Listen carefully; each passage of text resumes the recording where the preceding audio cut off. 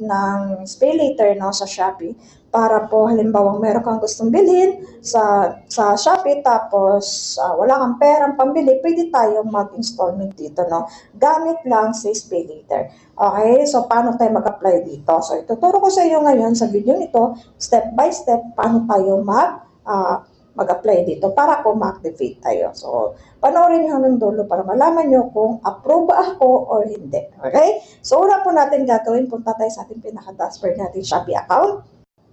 Okay, so next, punta tayo dito sa my account, dito sa may me yan, sa baba, para makita po natin to. Ayan, so click lang po natin tong pay later, yan po, no?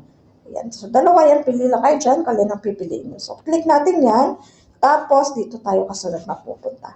Okay, so kung meron kayong WhatsApp, pwedeng WhatsApp ang piliin nyo para mag-send doon ng OTP sa WhatsApp nyo, no? Or kaya, kung halimbawa iti-text sa inyo, so other methods lang. So, click na